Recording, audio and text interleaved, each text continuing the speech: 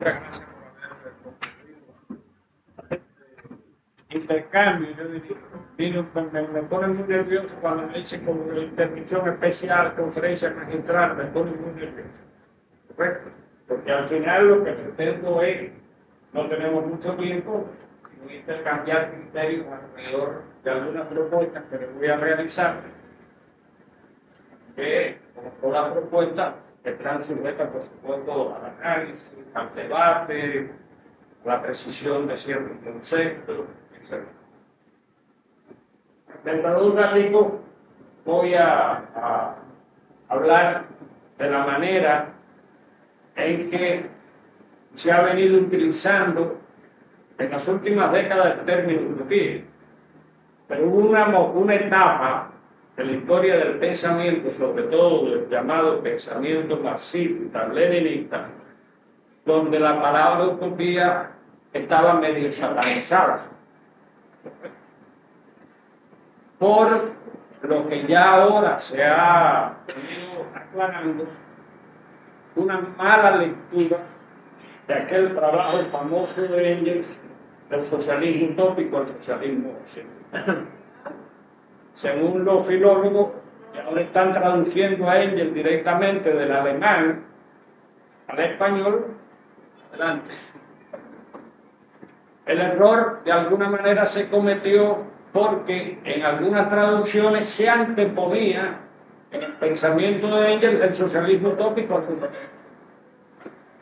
Pero las nuevas traducciones que se han venido haciendo han llegado al criterio, digo, las nuevas traducciones al español, otro idioma, que Engels lo que planteó era que el socialismo utópico era como una especie de antecedente de lo que él llamó,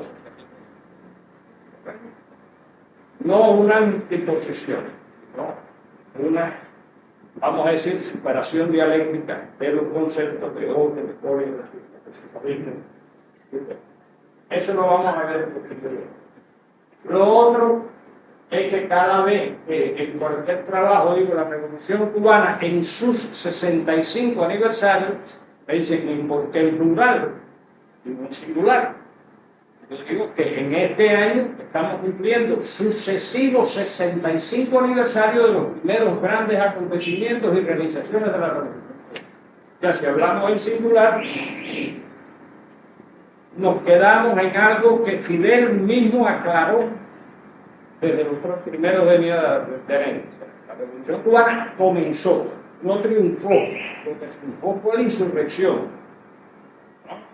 Pero los 65 aniversarios vinieron después todas las definiciones que se fueron realizando en todos los órdenes en el año 59, que son de alguna manera los 65 aniversarios de grandes acontecimientos históricos que ocurrieron en Cuba y también alrededor de Cuba, que no me voy a detener porque no tenemos tiempo para hacer.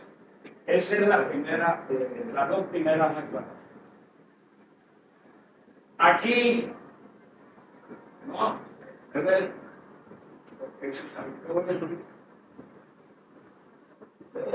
yo no soy muy experto en macro todavía positivo. Entonces, lo primero que siempre trato es de colocar cuáles son mis referencias, algunas, no todas, para valorar la pertinencia de utilizar el término utopías, no solo para analizar el decurso de la Revolución Cubana, sino para decurso de muchos acontecimientos que la han. Entiende el concepto que ustedes tienen ahí, de un concepto, para los que no lo conocen, de uno de los teólogos de la liberación, el pensamiento de la liberación de origen argentino, Rubén. Como ustedes ven ahí, está tomado un texto del año 1992, pero que fue publicado, yo creo que está bien invertido, o sea, fue publicado en 1991, pero el texto original no está bien, es de 1993. Entonces ahí ustedes tienen un concepto que después voy a tratar de rápidamente operacionalizar, donde él dice, la utopía no es una mera evasión, no es salirse de la realidad para no verla, no es un mero imposible, es el horizonte siempre soñado, siempre visto en lontananza, el punto hacia el que tienden todas las energías creadoras de un pueblo y que de esa manera se transforman en el verdadero centro dinamizador de su acción. Fíjese que habla de un pueblo, no está hablando de una vanguardia solamente, está hablando de un pueblo. Nunca alcanzable o a plenitud, pues aquí terminaría la historia. Siempre presente como crítica inmanente. Después voy a operacionalizar ese concepto muy rápidamente, por supuesto, en lo que voy a llamar las sucesivas críticas utópicas que se ha hecho la Revolución Cubana a lo largo de los 65 años. ¿Correcto? O sea, la utopía no es solo una ilusión, que también es un instrumento para criticar constantemente la realidad. Es el aguijón que nos permite detenerse, es la apertura del horizonte que muestran que la liberación es posible. ¿Correcto? Ese es el concepto de vamos a ver el otro. ¿Cómo es eso? Marca los hijos. No, lo que pasa es que estaba hecho de una manera de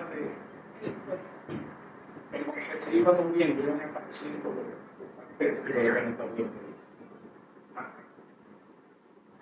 ya vimos el concepto de ¿dónde?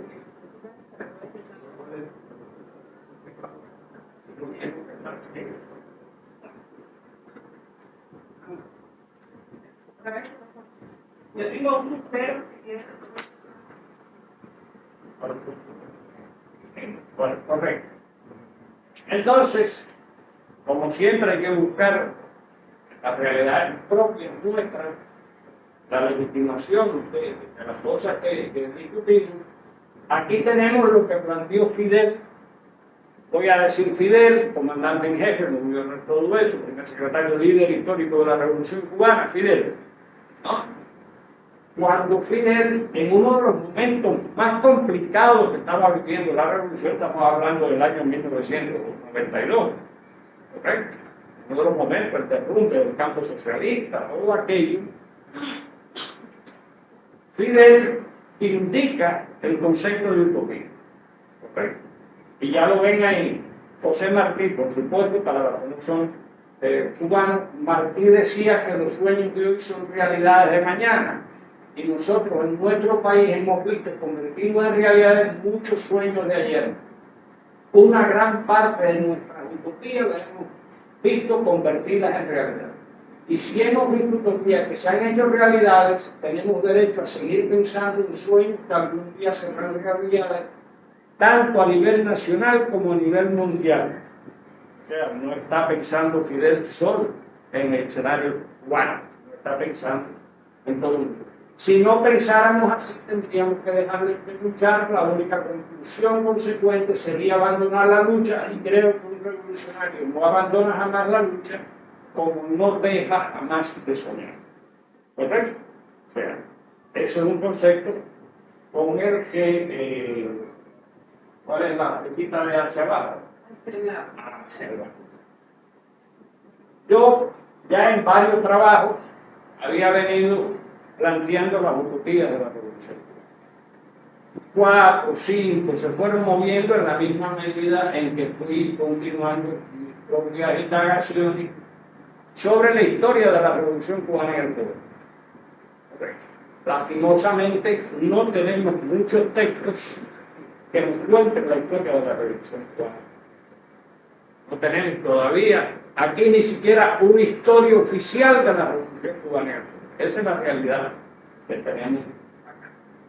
Estamos trabajando en un proyecto sobre eso con el Instituto de Historia de Cuba, pero terminamos los trabajos, no se publican, por todas las dificultades que tenemos.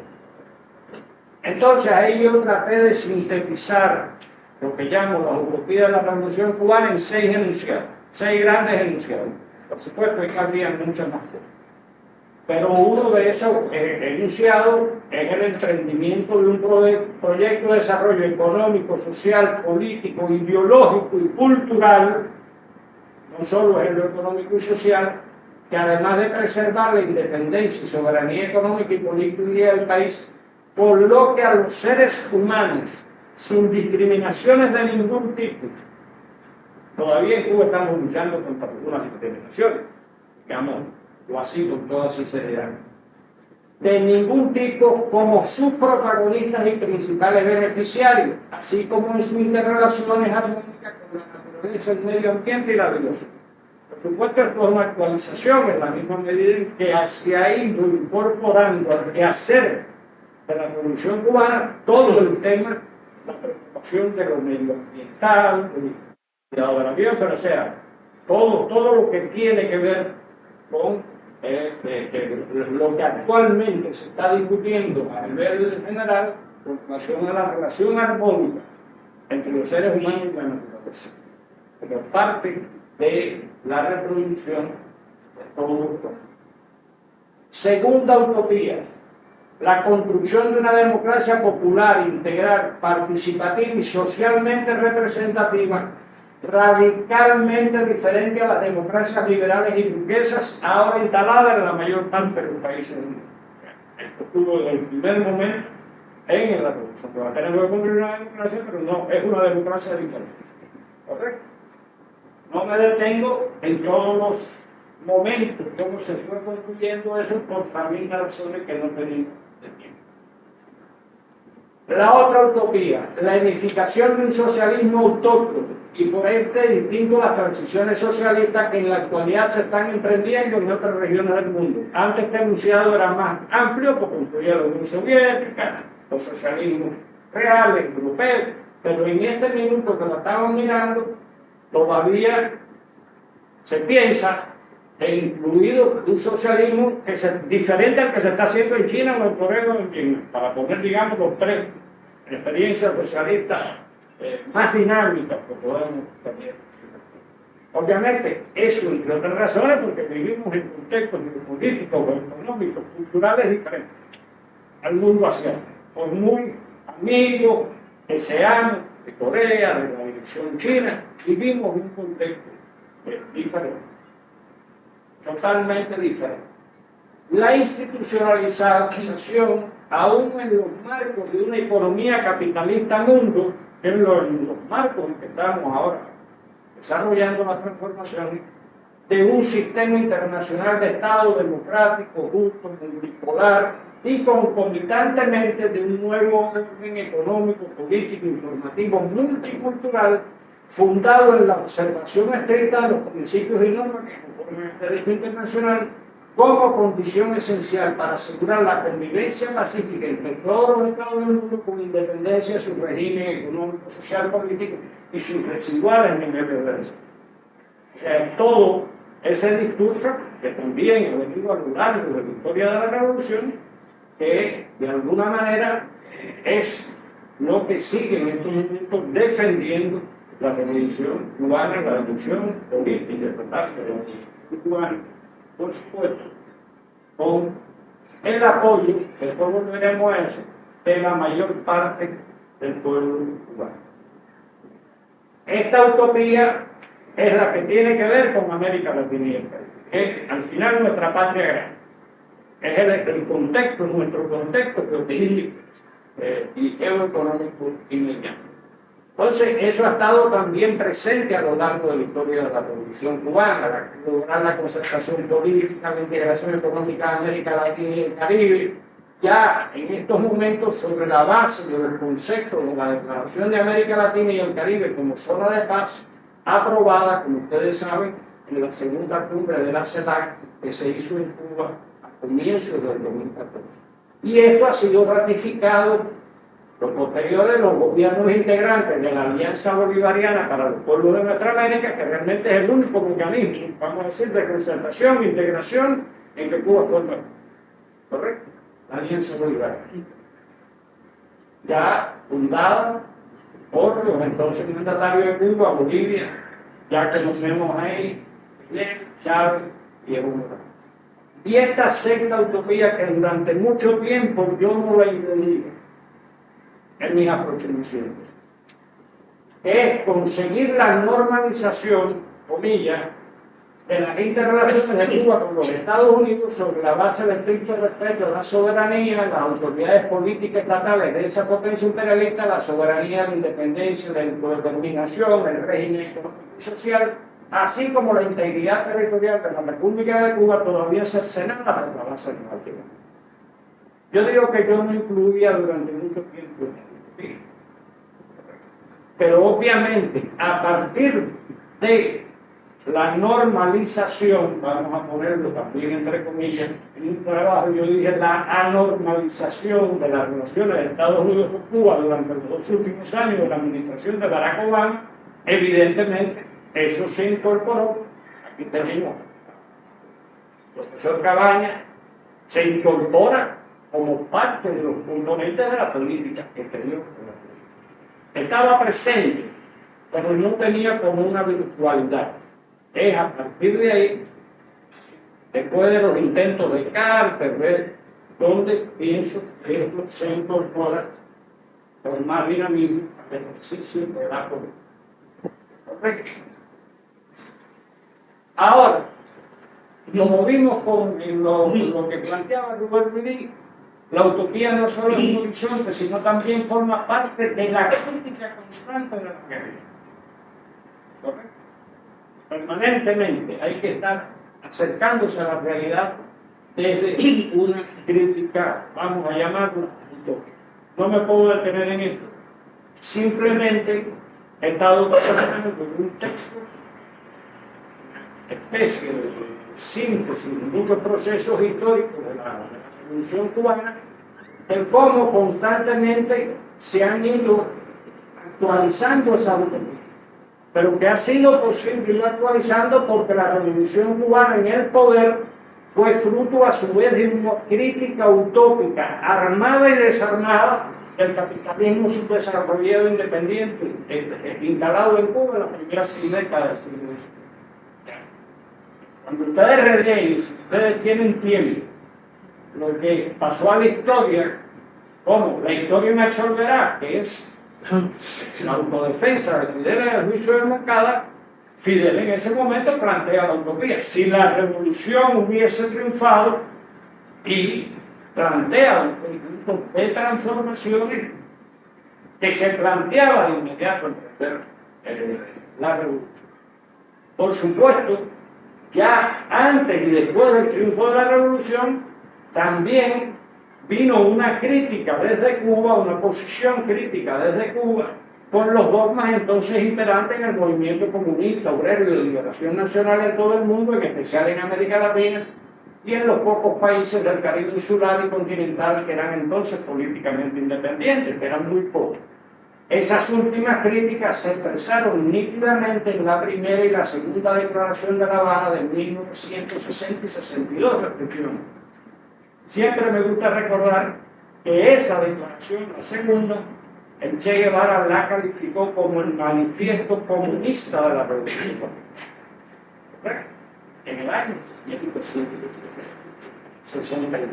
Ahora, en ese año 1962, se emprende lo que yo llamo el primer gran proceso crítico utópico de la Revolución Cubana en el Perú. No, si fuéramos a darle comienzo a ese proceso, en marzo del año 1962, cuando Fidel denuncia los errores de sectarismo que se están cometiendo dentro de lo que se llamaba entonces las organizaciones revolucionarias integrales. No sé si ustedes conocerán ese proceso. Las organizaciones revolucionarias integradas estaban, por supuesto, conformadas por el Movimiento Revolucionario el 26 de julio, el Directorio Revolucionario el 13 de marzo y el Partido Socialista Popular. Y dentro de la dirección de la SOVI, bajo la influencia nefasta de uno de los dirigentes del Partido Socialista Popular, pero no únicamente por él, empieza a desarrollarse una crítica al sectarismo, a los problemas que están generando el sectarismo en toda la relación interna de la revolución con el pueblo, con la ciudadanía. Ahí empieza. Ese proceso va del 62 al 65. No le puedo plantear todo lo que se criticó, autocriticó y se trató de solucionar en esos 3 años. Pero para mí es muy importante que ese es el proceso donde realmente se consolida la unidad revolucionaria. Primero bajo el nombre del Partido Unido de la Revolución Socialista, que en el 65, octubre, empieza a llamarse Partido Comunista de Cuba. Era una doble combinación, no solo del concepto mismo de la vanguardia, sino ya que el pueblo cubano había tenido suficiente conciencia para decir el partido es comunista, vamos a llamarlo como Partido Comunista, con el Partido Político. Pero ahí también hay rectificaciones que se hacen en el orden de la democracia interna, que se hacen también en los planes económicos, en los conceptos económicos que se había venido desarrollando entre el 59 y el 62, que estaban muy influidos esos planes por los conceptos cepalinos del desarrollo industrial, y que llegamos al criterio que eso no funcionaba y que el pivote futuro del país tenía que ser desde la agricultura para pasar al proceso de industrialización y no a la inversa como se había tratado de hacer desde el año 59-60 hasta el 65. Aquí se le iba a traer la diapositiva, pero no me dio tiempo para introducirlo. Ahí, por ejemplo, marca un hito el ensayo del Che, el socialismo y el hombre en Cuba, que es del año 1916. ¿Correcto? Es un ensayo que el Che realiza analizando el desarrollo de la Revolución Cubana en su conjunto y planteando criterios tan fuertes como decir, bueno, el Estado se ha equivocado muchas veces.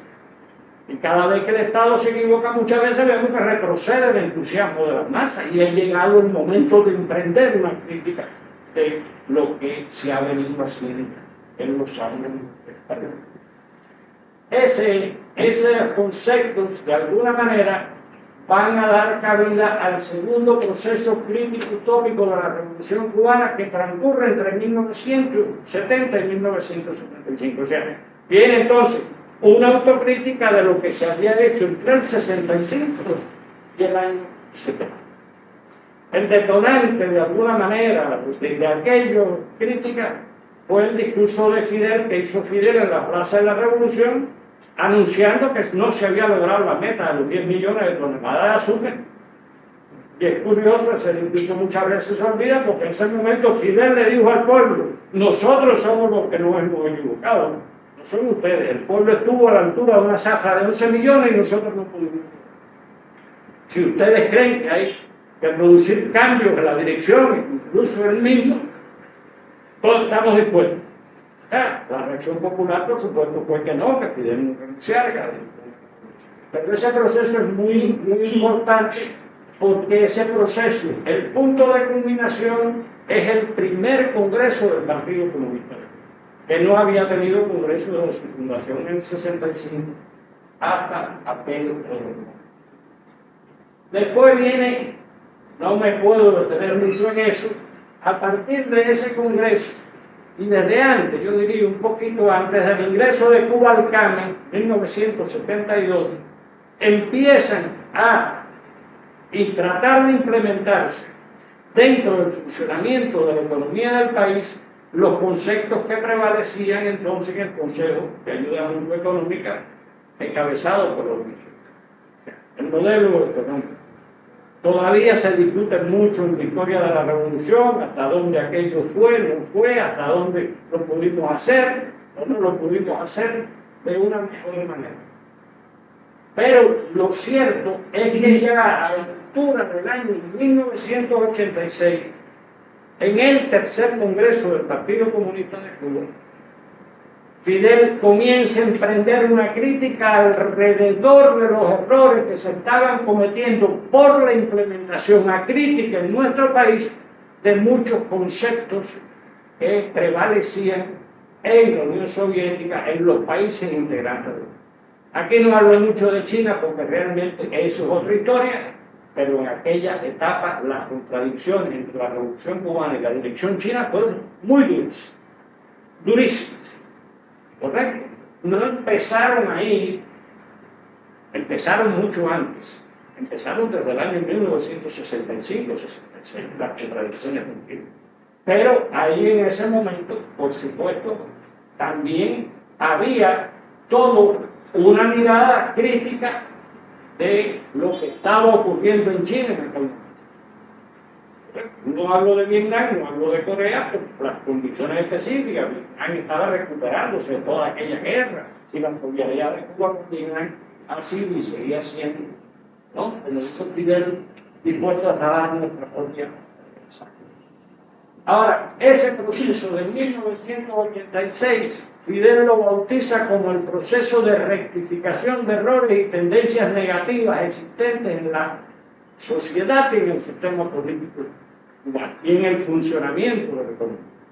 Porque ya se estaba viendo cómo la implementación de los conceptos del cálculo económico estaban produciendo fenómenos políticos, ideológicos altamente desfavorables.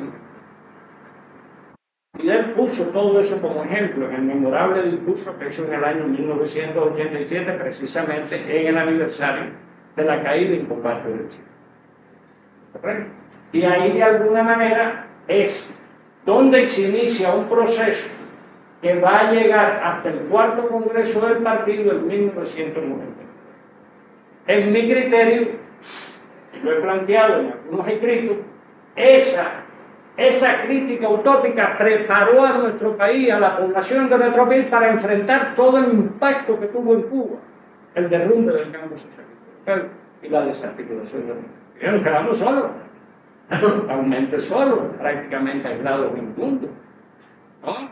Ahí es donde hubo que poner todas las energías del pueblo cubano para salir de aquella etapa que se va a tipificar después a partir de 1998 como el periodo especial en tiempos de paz. ¿Correcto? Pero antes de que se hiciera ese congreso, la dirección de la revolución convocó al pueblo a hacer un análisis crítico desde abajo de los problemas que se estaban desarrollando y el impacto que todo eso estaba teniendo en la población, en su mundo. Entonces, para mí ese es un momento muy importante. Y es precisamente ahí donde Fidel plantea un concepto que, fíjense, en las condiciones nuestras, la oposición a la obra de la revolución la tiene que realizar el propio Partido Comunista de Cuba. Que el Partido Comunista tiene que ser partido de gobierno y a su vez convertirse en la propia oposición de su obra. Los propios cuadros revolucionarios, a cada uno a su nivel, y la practicamos con toda franqueza y con toda honestidad. En eso no hay sombra de demagogia, y no se puede ser demagogo con el pueblo, porque como dice otro refrán, más pronto se descubre un mentiroso que un pobre. Un refrán cubano, no sé si eso con su cuadro o eso ese es el concepto que va a guiar, por supuesto, y no solo ese proceso, el tercer proceso crítico utópico, no le llamo, sino lo que va a guiar el resto de la obra de la revolución en los años posteriores.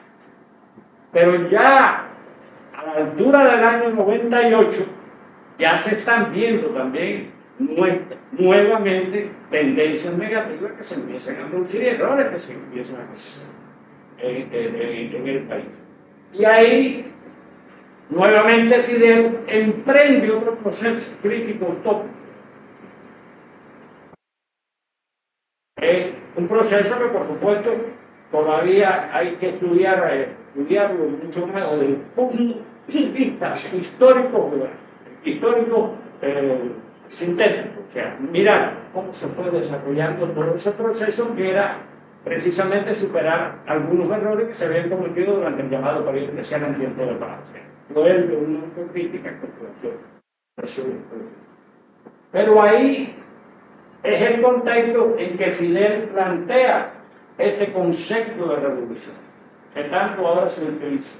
En mi opinión, a veces se abusa hasta mucho del empleo de ese solo concepto de revolución, porque Fidel tiene centenares de definiciones, decenas de un concepto de revolución, pero ahora se utiliza mucho el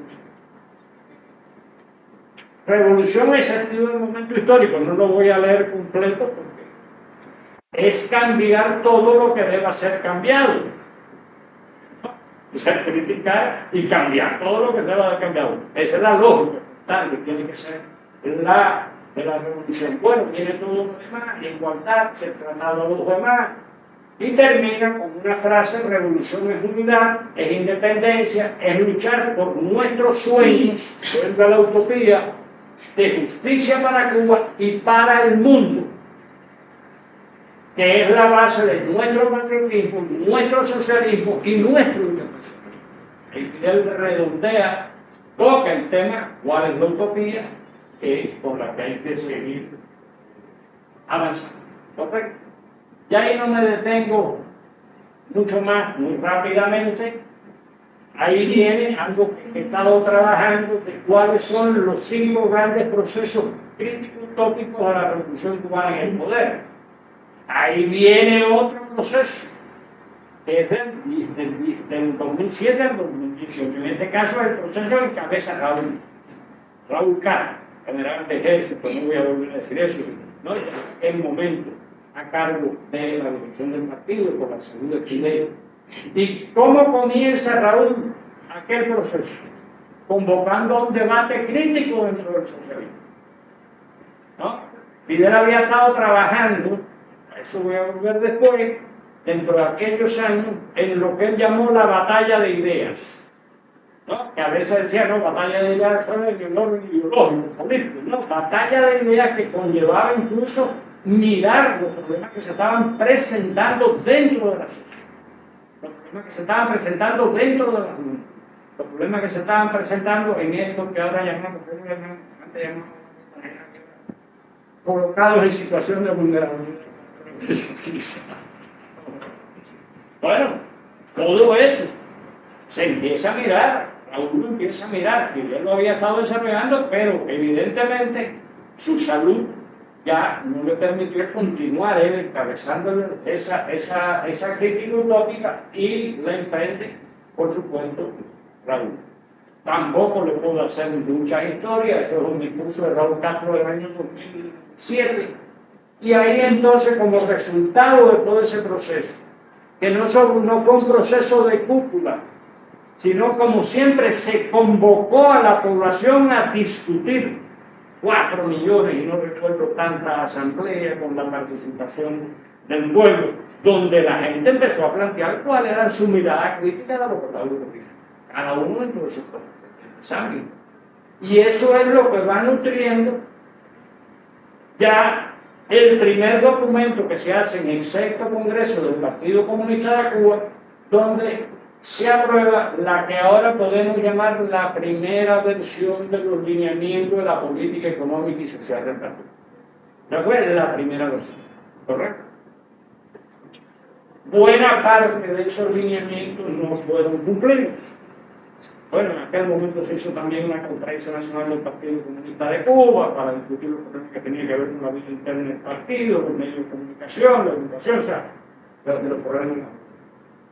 Buena parte de ese lineamiento, y entonces hubo que actualizarlo en el 7º Congreso del partido. ¿Correcto? Volver otra vez. Y como uno de los resultados de ese evento es que se emprendió la elaboración de la que ahora se denomina conceptualización del modelo económico y social cubano de desarrollo social. Yo no sé, ¿no? Los compañeros cubanos lo conocen, pero son todos estos conceptos, ideas, conceptos y directrices que se aprobaron en el Congreso del Partido. Estos documentos son públicos, ninguno es secreto, donde aquí se establece la conceptualización y ya los lineamientos de la política económica y social del partido del 21 al 26. ¿Ok? Ya nos estamos aproximando al año 26 y ya vamos a tener que someter a una nueva crítica utópica lo que está pasando en este momento en nuestra sociedad.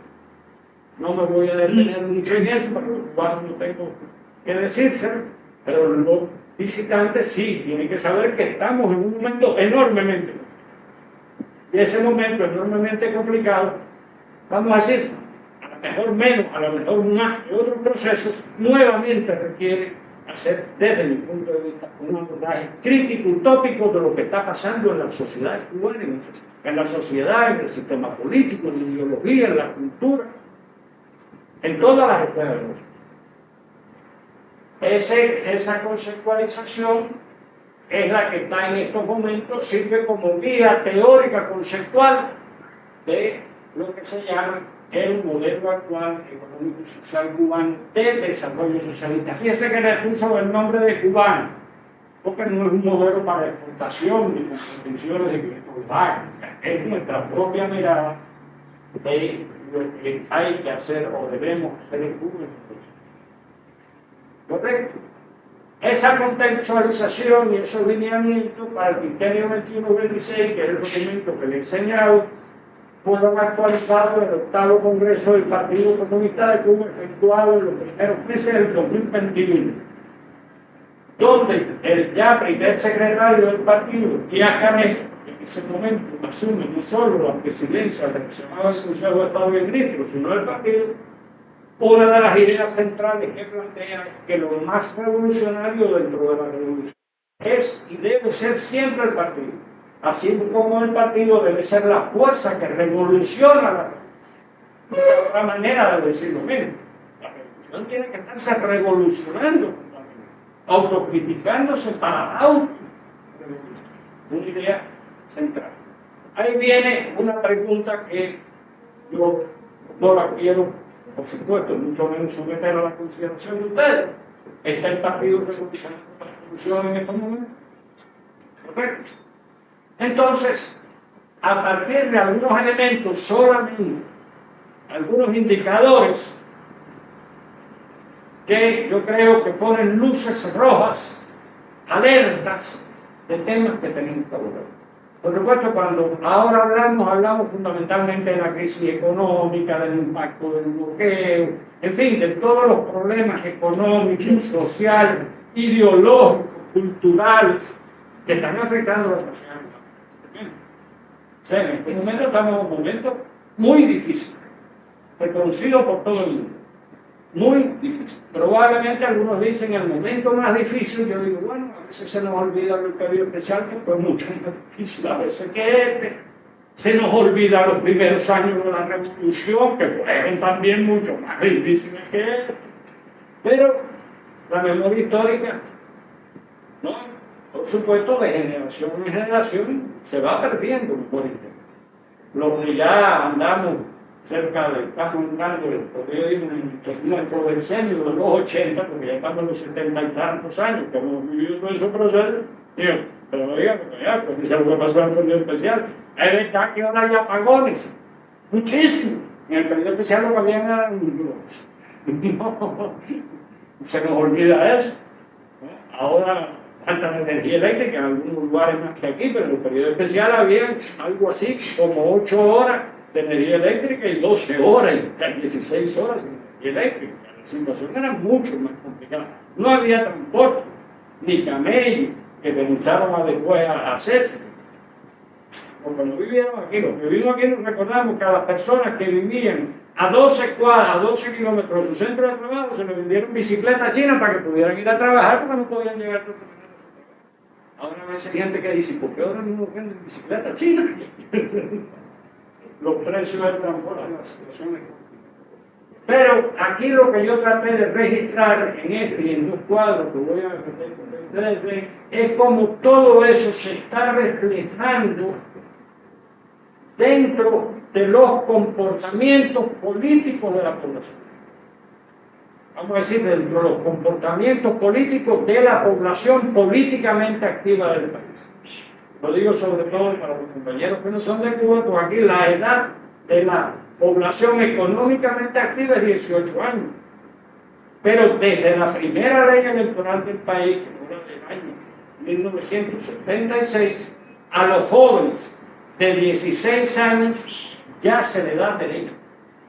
Ya pueden elegir y para algunos cargos ser elegidos a los órganos del poder social.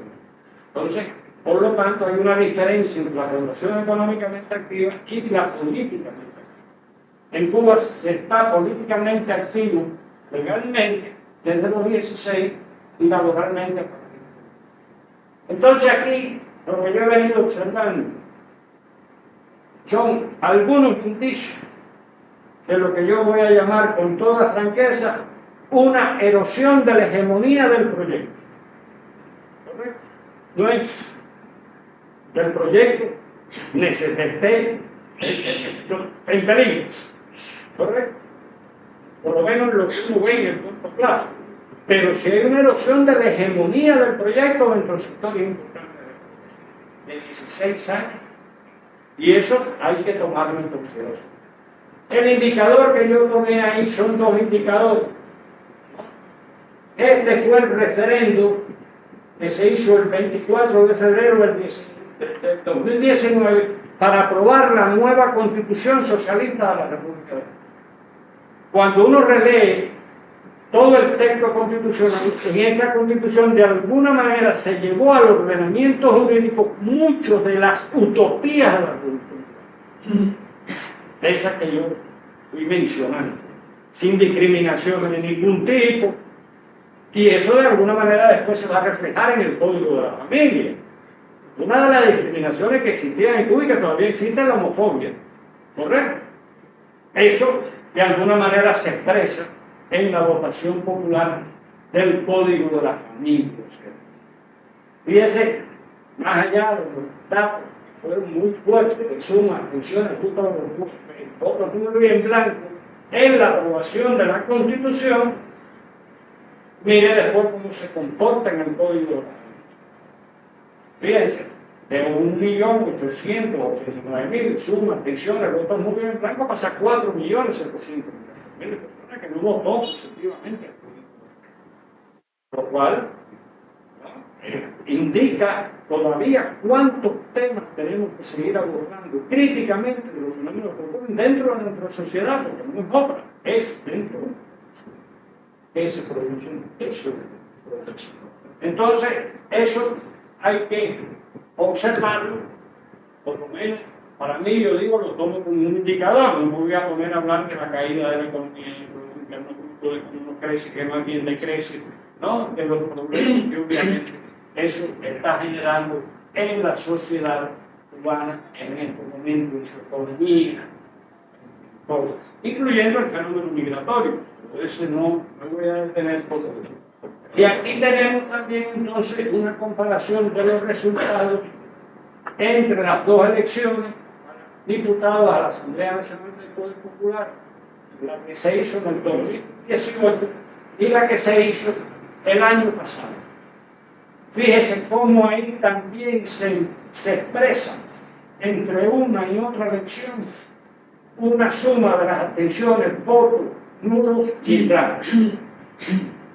O sea, que eso que vimos en el referendo a la Constitución también se expresó en el comportamiento político-electoral de la población.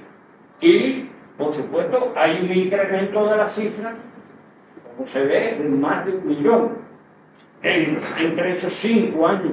Yo digo que esos son bombillos.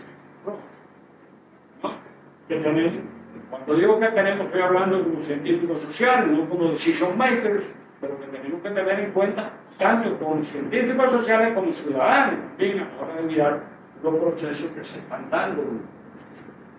Y aquí viene, eso lo van a ver después en un gráfico, como el resultado de las elecciones del 2023 es el peor resultado electoral que se ha producido desde que en Cuba se comenzaron a hacer elecciones para elegir a los delegados, a los diputados, delegados de circunscripción. Por supuesto, no es imposible poner todos los comportamientos a nivel municipal. Pero fíjese aquí lo que era en el año 93. Estamos hablando en medio del periodo especial. No puse las cifras anteriores, desde que empezaron esas elecciones en el año 75. De 7.27 a 31.51. Es probablemente, como ustedes van a ver en este gráfico, el peor comportamiento electoral que se ha tenido en Cuba. Fíjese, aquello era el 93 y fíjese cómo está en usted la abstención, los votos nulos, los extraños, ¿no? Gente que no participa directamente por la vía de la Y estamos hablando, por supuesto, de ciudadanos de 16 años. Y entonces, ahí siempre que hablamos de estas cosas, que yo hablo de todo esto, de las críticas, de la autocrítica, y cómo abordar esos temas, siempre, creo que muchos, no solo mi persona, regresamos al discurso de Fidel del 17 de noviembre del 2005 en el aula magna de la Universidad de Aragón. O sea, cuando Fidel ya estaba viendo que era necesario emprender otro proceso crítico y autocrítico que él había llamado la batalla de ideas. Bueno, la batalla de ideas que y por supuesto se empezaron a ver deformaciones, corrupción, robo de propiedad del Estado, combustible, o sea, todo eso lo plantea. Digamos, como elementos empíricos para lo que le estaba diciendo la cosa. Pero fíjese, una de las cosas importantes que Fidel dice ahí, entre los muchos errores que hemos cometido todos, el más importante era creer que alguien sabía cómo se construye su sueño. ¿Qué tema más fuerte?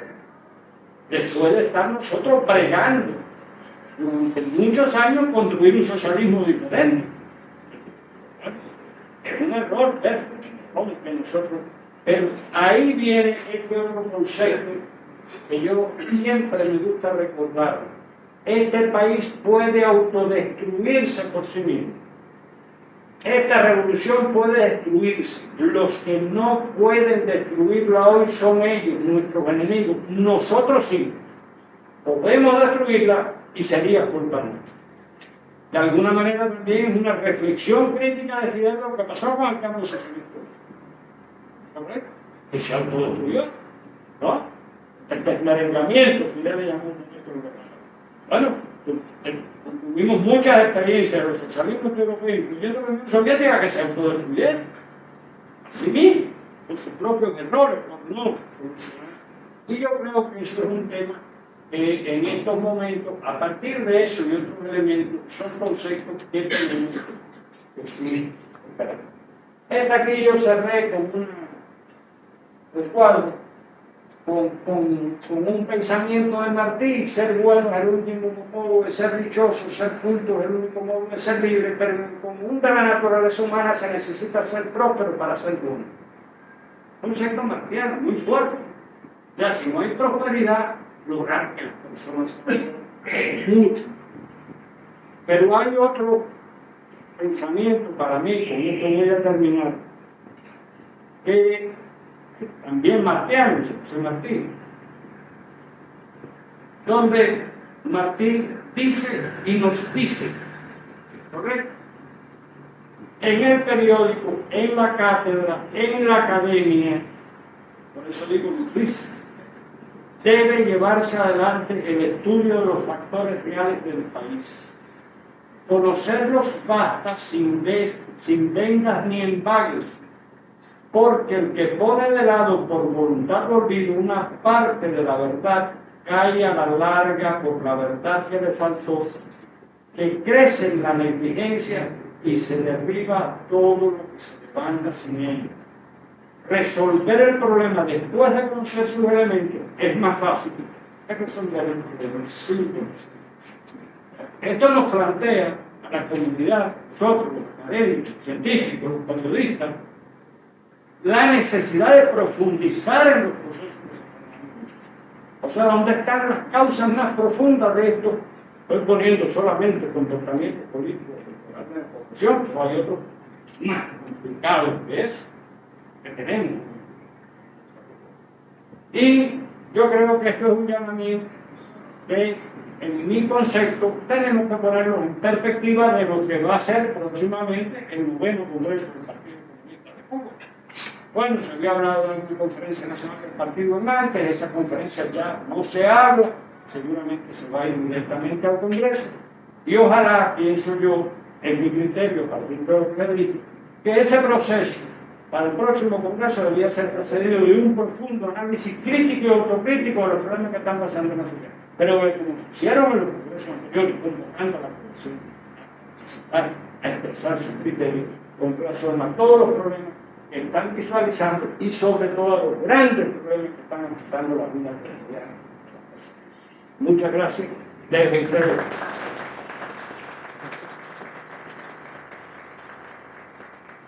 A debatir, no sé cuánto tiempo nos queda por debate.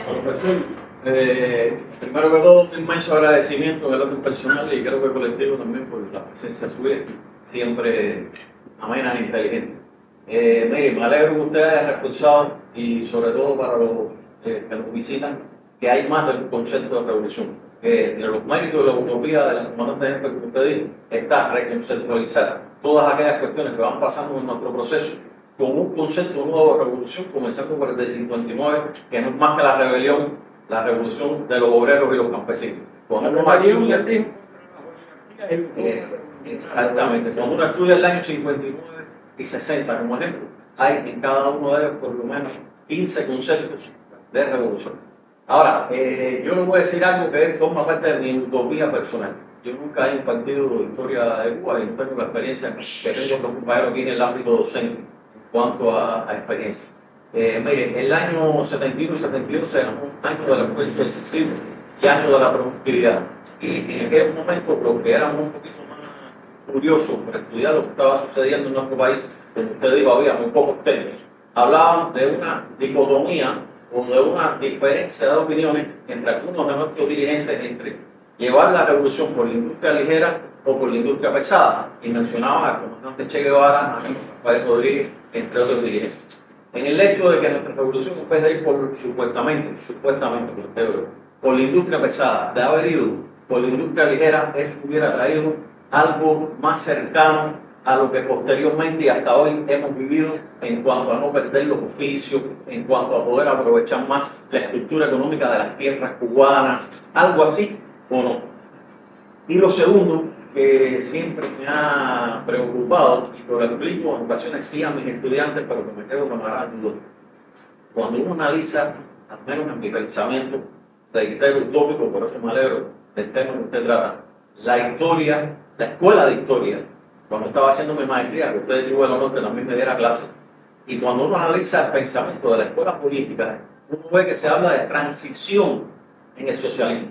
Y uno entendía, desde las aulas universitarias, cómo era el proceso de construcción del socialismo sobre la base filosófico-marxista de transición al socialismo. En tanto Marx, como sabemos, se había quedado en su momento, había que desarrollarlo con Lenin y con otros teóricos, hablaban de transición.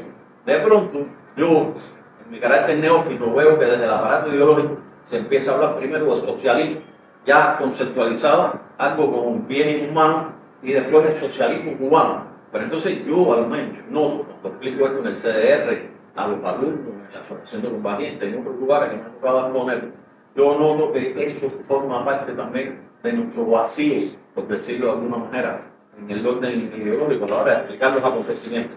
Porque si por un lado hablamos de transición y por el otro de algo que no sé ni tan siquiera lo que es, me alegro de que usted venía ahí estudiante desde el principio. ¿Es así o no es así? Si usted no puede... No sé si hay alguna otra pregunta para tratar de concatenar preguntas, que resolvamos una a una, o comentarios, críticos, desacuerdos. Esto es un ejercicio científico.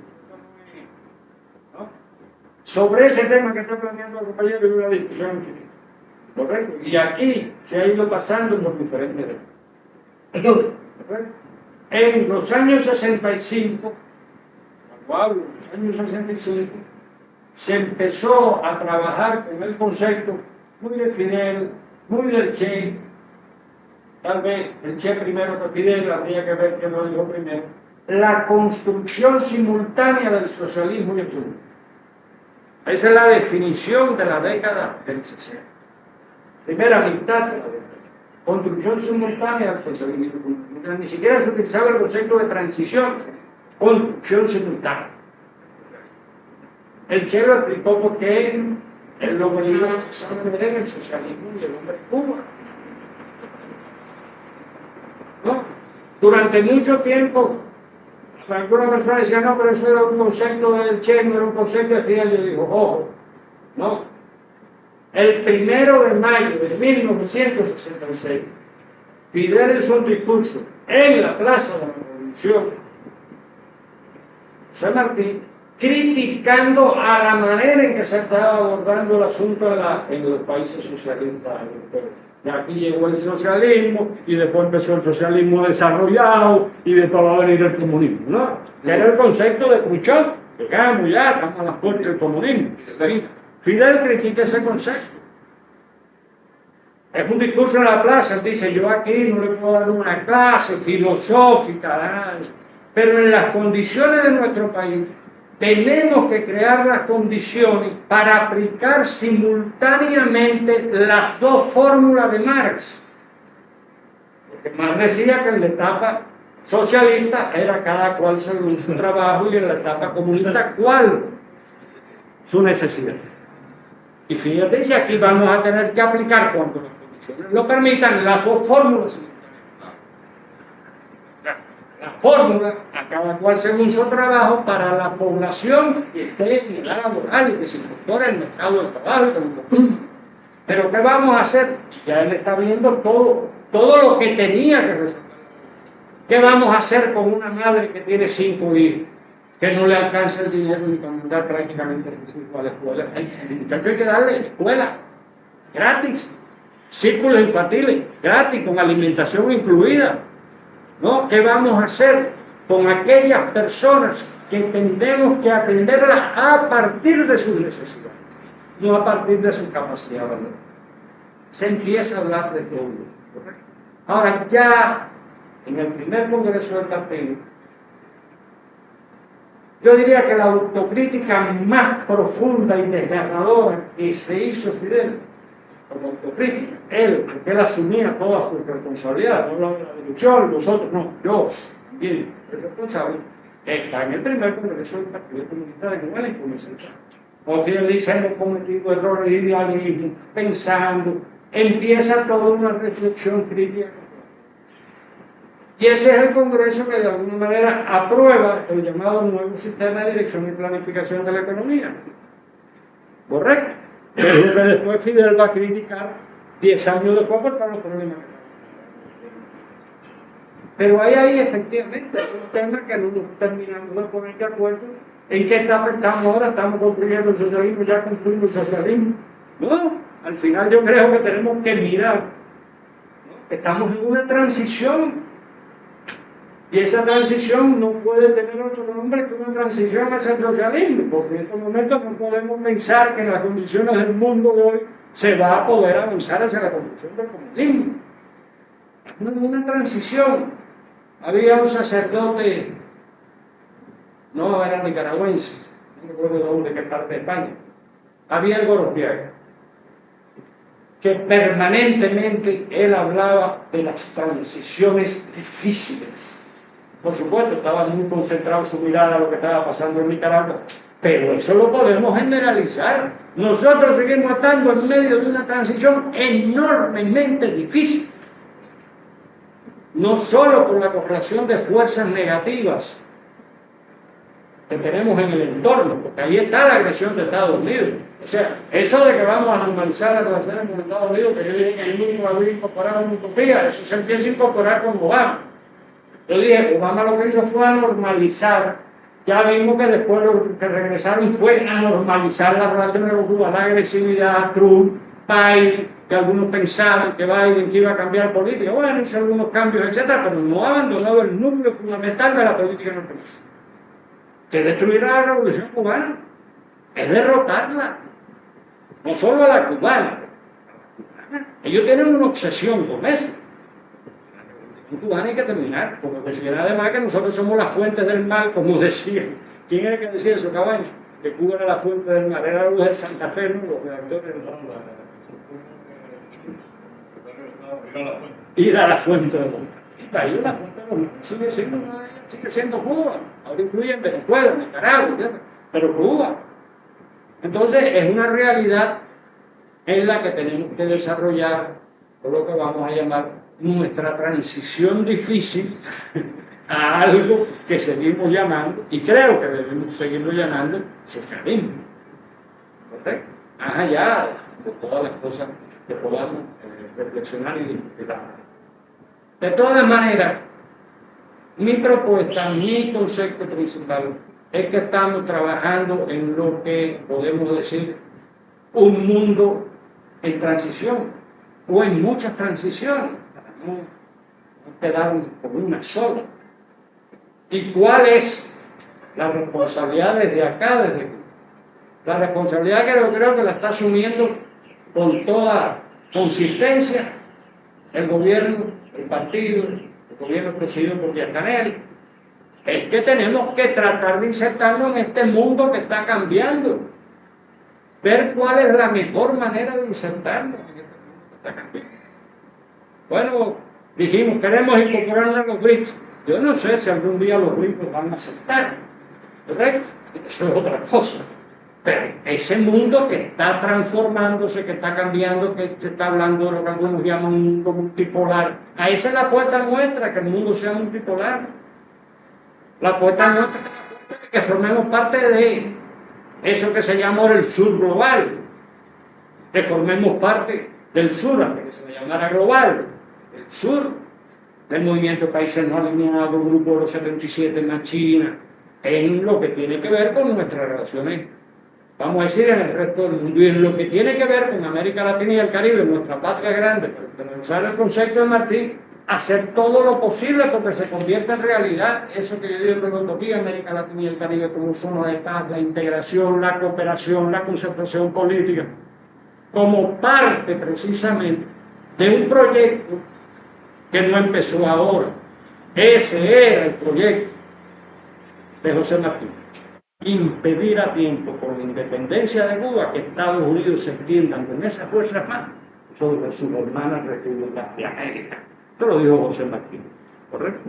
Yo creo que eso, lo que dijo Martí, es algo que tenemos que mantener como uno de nuestros sueños, de nuestra utopía, uno de nuestras luchas en todos los terrenos en que podamos, tengamos que desarrollar esa lucha por la patria grande. ¿Algo más? Muchísimas gracias. Vamos a darle otro aplauso. Invitamos seguidamente al panel que siga, que se incorporen los ponentes a la mesa ya, y la moderadora.